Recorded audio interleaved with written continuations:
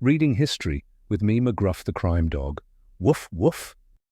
Now listen, rookie, I don't have all day to explain this. But solving crimes and studying history are one and the same.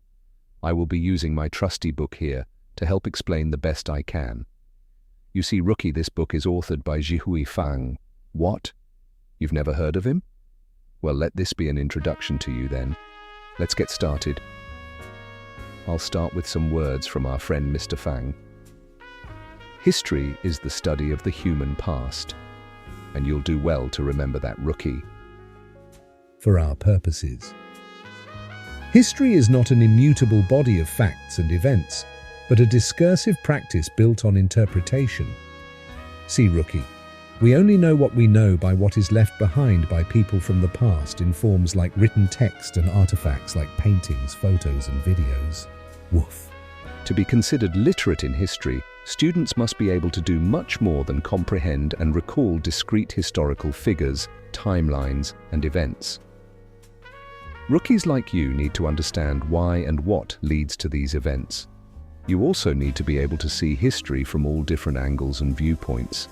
Just like a detective like me, McGruff the crime dog, the use of written word in history is extremely important so that we can read what was actually seen and experienced. Woof, woof. Different historical materials are important for rookies like you. Some of these materials include newspapers, government documents, speeches, political cartoons, photographs, and maps. The historical texts that students regularly read and write in school belong to three genres: recording, explaining, and arguing. The recording text retails past events as they unfolded naturally through real time. The explaining text explains the causes and consequences of past events. The arguing text argues the case for or against a particular interpretation of the past. Each of these genres, recording, explaining, and arguing, enables the historian to think and write about the past in a different way. Students usually get a mixture of the three in class. Issues with reading recording texts are that these events are constructed as stories and are supposed to be unbiased. However, the selection and arrangement of events may not be completely objective.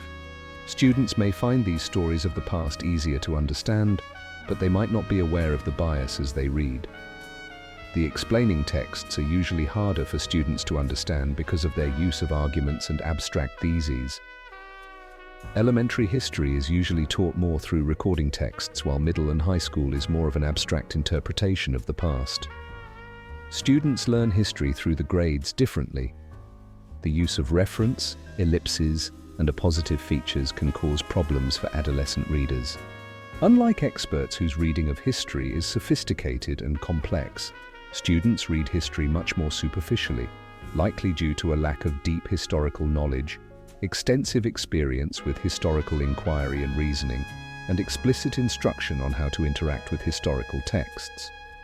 Even academically successful students with a decent amount of historical knowledge have only a rudimentary sense of how to read history text, as they often seem oblivious to the subtexts in the historical documents they read, focusing on identifying and remembering bits and pieces of facts rather than questioning or challenging an interpretation.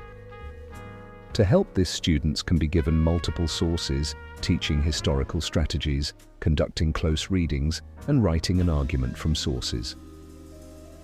The source that you select is also crucial. It has to be a good length but not too long, and it has to be good quality.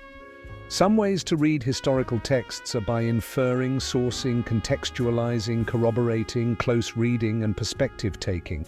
This is all very near and dear to my heart as I am a detective, and all of those examples are what I do to solve cold cases every day. Students will need explicit instruction on how we want them to read the text, so giving them directions is helpful.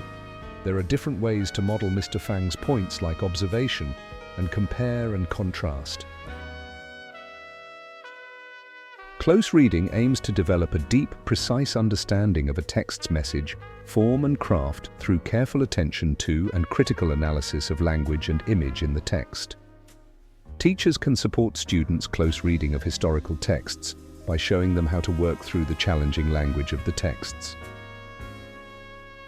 FLA draws on meaning-based theory language called systemic functional linguistics that offers tools for analyzing how academic/disciplinary texts construe meanings and suggests ways of engaging students in close analysis of those meanings in context. This focuses on showing the different meanings that are presented in language patterns. Rookie, as you know by now, I am McGruff the crime dog, and I find patterns and different meanings in evidence to help me solve crimes just like a historian does the same. Students tend to struggle with writing argumentative essays because they select facts to summarize what happened, but struggle to pick a side in the event. To promote argumentative writing in history, teachers need to present history as an inquiry-oriented subject, engaging students in investigating historically compelling questions and applying historical thinking and reasoning about controversial topics. As a detective, I can easily relate to what Mr. Fang had expressed about struggling to pick a side in an argument. Now, Rookie, to really understand history, we have to be able to ask historically significant questions, identify relevant sources, make sense of documents, close-read the texts, and understand perspective and how that affects what we learn about history. Teachers can promote all of this by selecting relevant texts for students, demonstrating close reading, promoting the use of multiple sources, push perspective, and demonstrating how certain language is used. If we are able to do all of this, then our students will be enabled to participate fully as informed citizens in a democratic society. Okay, Rookie, after hearing about my friend Jihui Fang's ways to demystify history, I think it's time for me to call you my partner, Woof Woof.